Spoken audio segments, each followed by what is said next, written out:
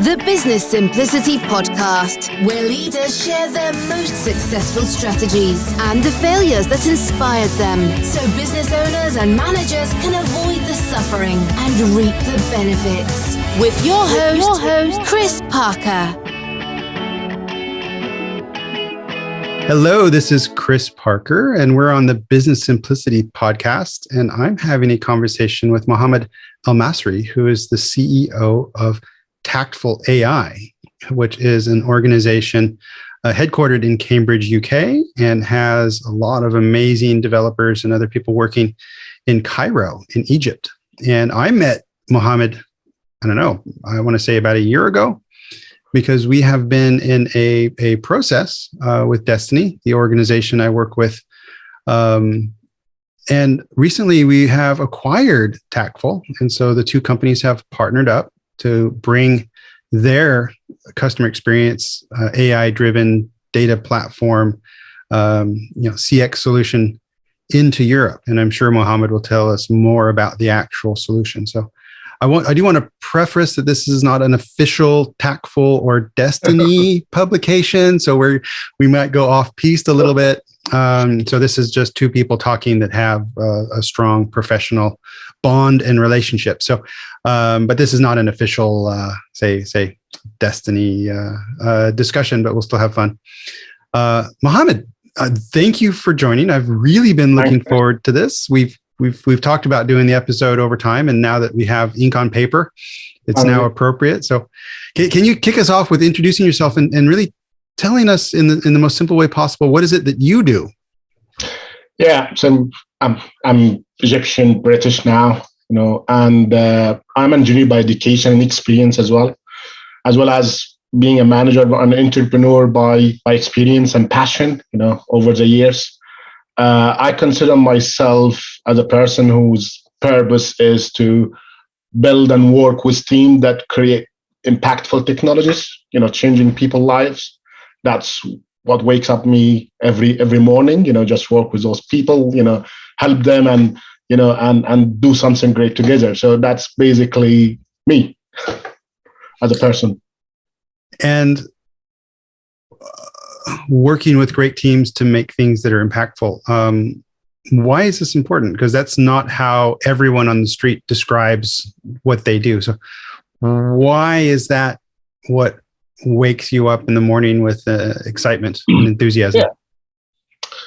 So expanding a little bit on my experience, I have been working in the technology sector for years, okay? And I have been worked in products and technology development and led teams that we have created technologies that goes everywhere, consumer electronics, automotive, healthcare, industrial application, aerospace, you name it. It's amazing stuff. And the common thing, you always need to pivot, change, adapt to the market conditions, to the needs of the end customers. And what makes and breaks actually a company is the team behind it. And if I manage to build a good team that actually able to adapt, change, think about the customer needs, that we will come up with great products anyway. It's just like the results of having that team. So my focus on teams is by experience, because I think just focusing on people having the right fabric, delegation, empowerment is the key thing to have a successful product and a successful company. Focusing on the end outcomes, you will get lost how you achieve that. And with Tactful, share with us a little bit, not so much about the product yet, but about the team. Like, what have you created with those people? Because there's about 60 people in the company. Can you tell us just a bit of the story about the team? Like what's happening there? Yeah. So I moved to the UK back in 2015. Okay, working in another company, and the reason I moved from Egypt to the UK because I had this vision that I need to build something that actually cross Europe and Middle East, specifically my own country.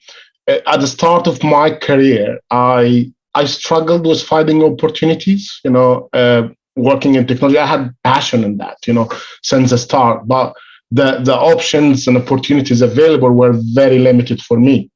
And I had to really work very hard to find something in order actually to do what I do today.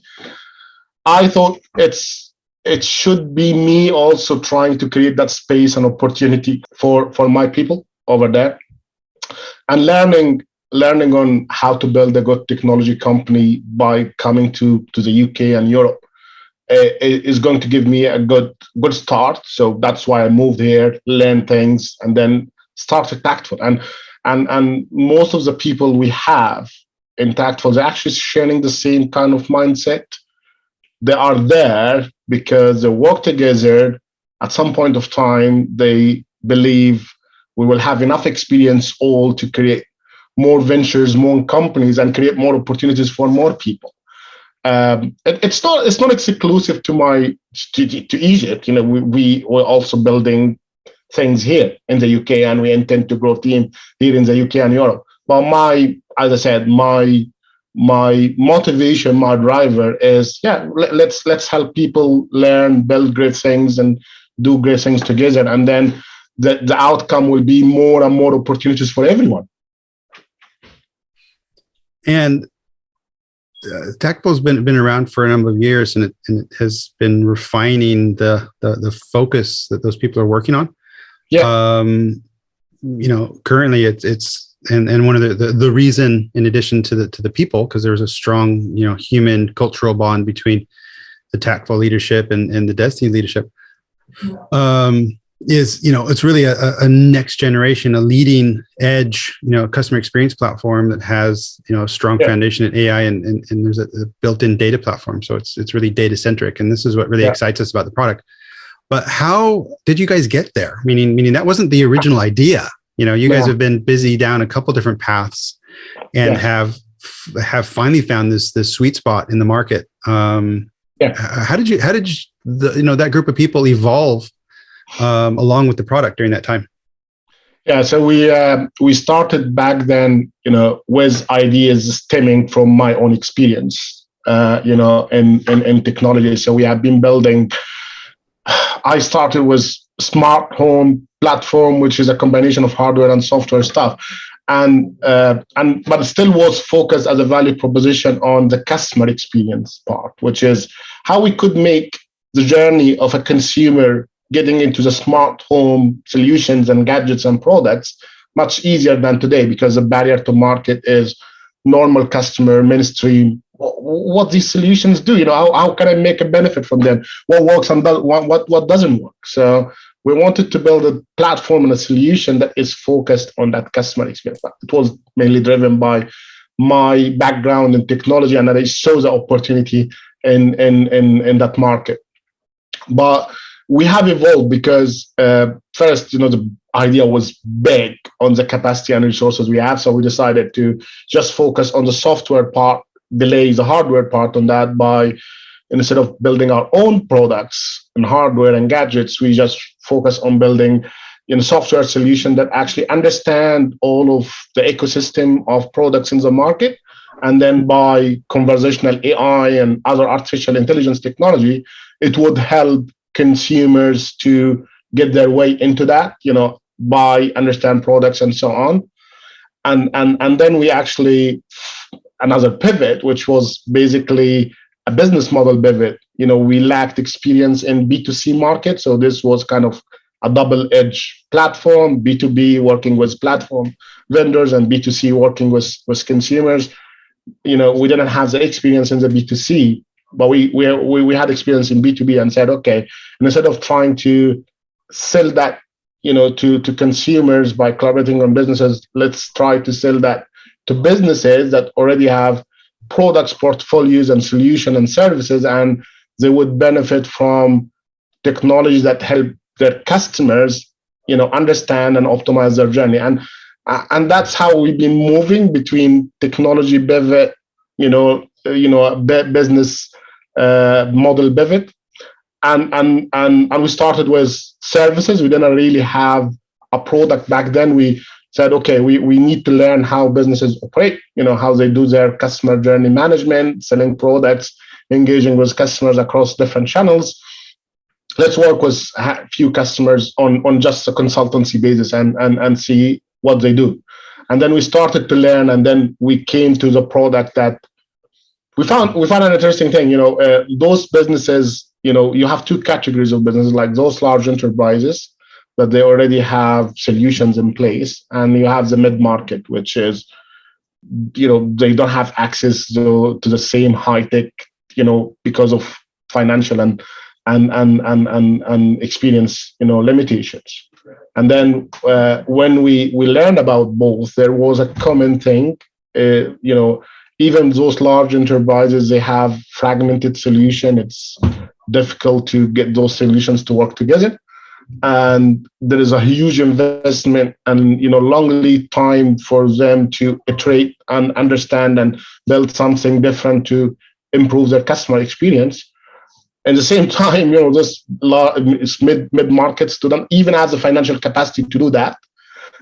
So we said, okay, if we provide a solution that is basically simplifying the business journey, okay, that's again empowering people to help people. That's the idea, actually. So if we build something that simplifies the business journey on giving their customers the best experience by aggregating things, building a combined data platform and artificial intelligence capabilities that doesn't require a PhD in data and artificial intelligence in order to start with, and doesn't really require a huge investment on IT projects to start with. This would solve a fundamental issue. So that's where Tactful solution came from. It's it's a user-centric platform. The idea is we have this data foundation that actually try to aggregate information about the customer journey from the different touch points.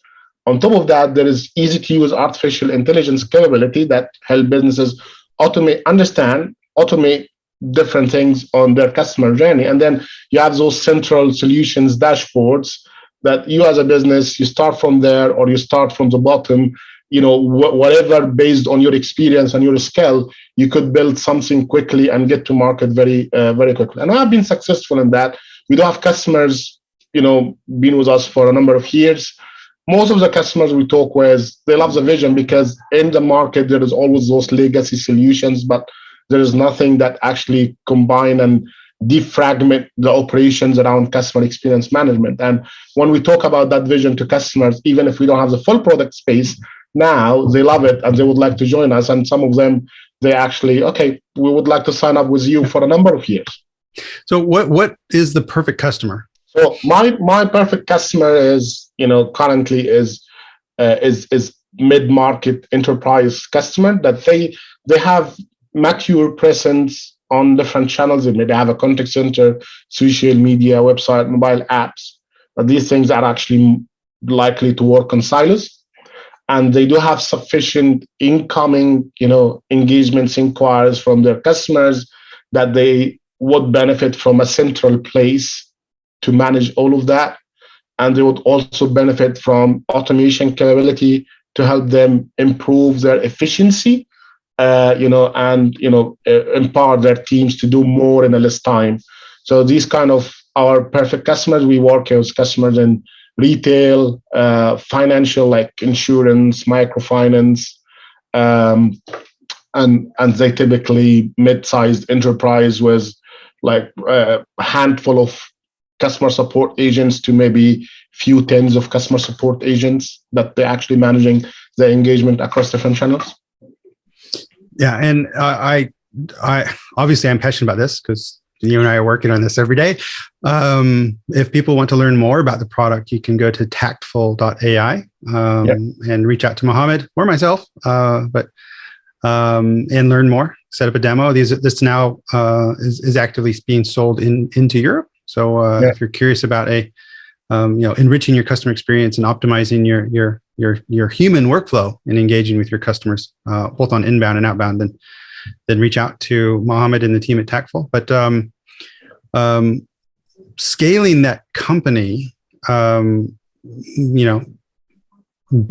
the needs of product development, human development, talent, discovery, keeping people satisfied, managing that also from abroad, meaning you're actually in Cambridge, UK, and most of the team is in Egypt. What we talked about before the episode was before we started recording was we were kicking around how do you scale that team over time, and how do you balance that, and how do you strike the balance between directive and autonomous? What's your vision on that? Yeah, well, I have to admit I didn't get this right from the start. I hope I have done this much more earlier, but I think the key is, empowerment and delegation. And in order to do that, you need to find the right people that share the common mission and vision with you. And initially it was kind of me and my co-founder, just doing that. But later on in the time that we found those people that actually share the common vision and mission, and I was using different ways to find those people. So, for example, I read things differently. So when I saw someone actually on, for example, LinkedIn or social media, they posting on stuff, they discussing things and so on, that intrigues me. And okay, I would like to talk to that person and see what drives them and what motivates them. And I have found like several people of our team, I found them way actually just engaging on them on a social platform or something, and then we end up working together because the discussion just take direction that interesting for both of us. And I have engaged with some people on just contractual needs for other things like marketing, content or whatever. And then okay, that people thinks differently. And I wasn't really focused on experience. I was focused more on the skills, like the passion of the person, to have the motivation. Because I'm not an expert myself. I haven't built $1 billion company in the past, and I'm trying hard, And I think even if you get someone who is really experienced, but they don't have the same energy, don't have the motivations, passion, they will struggle. Many people would quit very quickly. So I was focusing on, do I get people that stick with me, that they actually share the common vision and mission and things like that, or believe the vision and mission that we're actually pursuing? So this was kind of my focus, and I was successful. But I think I could have tried earlier, more, harder, and I could have found more of those people earlier in time that could have helped us move faster. And my advice to anyone, any leader or any entrepreneur that actually starting a business, you really know to look into your network, your ways of finding those people as soon as possible, because the journey is difficult. It's very difficult, and you will need those people beside you in order actually to get through those difficulties. It sounds like it takes a lot of time and effort, because it's not like posting a job profile or job spec and people apply to it. It's sort of inverting the whole narrative on that of being genuinely interested in with your curiosity, engaging. Is that how you recommend to do it, or do you have? Is there? I have been. I think one thing I was using myself as a magnet. Like, okay, I need to be more explicit on what I think, what I believe, what I'm doing. So I've been sharing things on my social media, maybe go to networking events and talk to people and so on, and see who clicks, like, which people would be interested in what I'm doing and what I'm saying. Mm-hmm. And that's how I managed to get, many people that I work with me today, including my co-founders. It was the same thing. I didn't have direct relationship with those people at the start. It was indirect relationship through common people that, join, have joined vision and values and ethics. And then we came together, and that's why, I think we do have a very good harmony in the team. And once the people are say engaged and they join, striking that balance of delegation and autonomy. How do you do that? What's your? Yeah. So from experience as well, as companies grow, founders and early managers have to delegate, have to give away, let go lots of stuff. But I have a philosophy about that. I have to try to do it myself, so I understand what it takes to do the job. Because I would feel sorry if I give it to someone without really understanding and appreciating the complexity of the job, and then might be overwhelming, or this person doesn't have the right skill to do it. So I first try to understand the scope of the work, maybe try it myself a few times, and once I have done that, I delegate. But then it comes, do I have the other enablers in the organization so those people can perform? Sometimes a mistake that founders do, they think, founders, they're typically, multi-talented, have lots of skills, they hustler, and they can do lots of things. It's unfair to think that everyone you would bring to the company would have the same kind of capabilities like you, or have the same kind of hustling, experience. So you have to be very careful on who can do that, who can do it, and you need to have the other enablers. And those enablers could be other people helping, or maybe processes, ways of doing things, in order to make them efficient and achieve their jobs. And it's also very important to know when you introduce a process, not to slow things down. So I think my experience as being manager and project manager and program manager and technology manager in different jobs in the past, I have seen bad and good things in installing and implementing processes inside businesses, and I have been very careful when it's the right time to do that.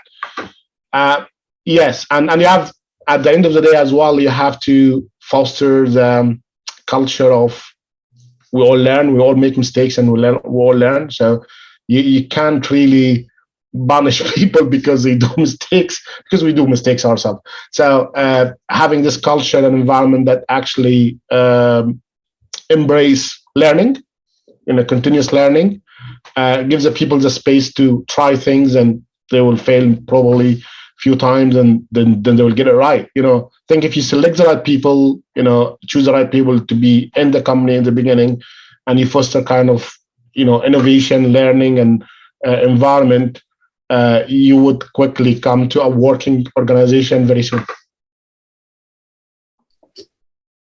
Let me throw a curveball at you a little bit on this. Tactful has been acquired by a much larger organization, Dstny. And again, you can learn about Tactful at tactful.ai, and Dstny is at dstny.com. Dstny is the European leader in cloud communication technology, and the idea is to bring this Tactful customer experience next generation platform over the top and bring it to the market. But that changes the dynamic for you a bit as the CEO, and you will need to find that sweet spot of autonomy and delegation in a family of organizations. So if I ask the question, differently, how would you seek or desire to discover that autonomy for yourself within a wider group? Yeah, I would give a little bit of context on why we have joined Dstny first. That's very important. So, as a technology startup, we have been seeking different ways of growing the business. That's including funding, maybe merger and acquisition, partnerships, and other things. And I have met a lot of people, CEOs of companies, venture capital investors, and all of these things. And I remember this kind of first question that Dan, who is the CEO of Dstny, asked me. So was what drives me, what motivates me, not what I build, what's kind of product or value proposition we do. And my answer was very honest and direct. My focus is a team. That's what drives me. If I have a good team, we will eventually have good product solution that actually add values to the people and the market. And I was, he shares the same thing. And that's why, these people understand that technology and good products don't come by accident. Like, we're not going to just sit together in a room and just come up with the best idea and we execute it and it will work. It takes time, energy, iterations. You fail, you try, you do different things. And it was definitely obvious in Dstny management team that they understand that, appreciate it, the phenomenon, journey about, Don and Summerville and the journey of Dstny and how it grew and the kind of challenges they faced. It's just aligns very well with the challenges we currently face. So we wanted to work with a group of people that they understand the challenges that we would face throughout the journey, and that we need autonomy, we need flexibility, we need to appreciate, we need to invest in the team empowerment and all these. And I found these kind of common values between us. Then the decision was, are there synergies on, products, go to market, what Dstny want, what Tactful want? Because definitely the people level, we do have this harmony now as a market, go to market mission and direction. Do we have the same thing? And definitely Dstny is looking to become a leader in Europe and potentially globally on providing businesses with user-centric business communication, and that's now internet communication, maybe PBX, unified communication stuff. But Dstny was on the journey finding the next generation customer engagement solution, omnichannel solution, and that's what we have been already doing. So it was, we do have harmony on the people level and the leadership, and we do also have harmony on what's the direction of travel, on what product and solution we would like to offer to the market. So the decision was obvious, and I think if you're already starting from that kind of common understanding on how things work in building a technology and what kind of technology and solution we need to do for the market, I'm very confident that we will find ways to work together. Because that's everything else is putting a strategy down and executing and trying it, and that's not the hard bit. The hard bit is actually, do we have the right team, the right fabric in the organization to enable that? Yeah, and I've not met all of the team in the middle of July. I'm really looking forward to going over to visit Cairo, and we're going to have some events and moments, not only for the team internally, but also with the ecosystem around it in Cairo. But so far, everyone I've met from Tactful is passionate, intelligent, driven, professional, just on point. I'm so excited to see what we can achieve together. My last question for you, Mohamed, before we wrap up is, what's next? Meaning now that the two companies have come together, we're going through the hygiene of making that happen. But what does success look like, or what does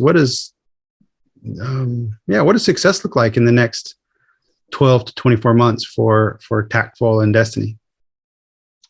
Well, it's a good question. I think for me, success means we have joined together to bring, first, accelerate Tactful development, technology development, and bring that into Dstny customers as well.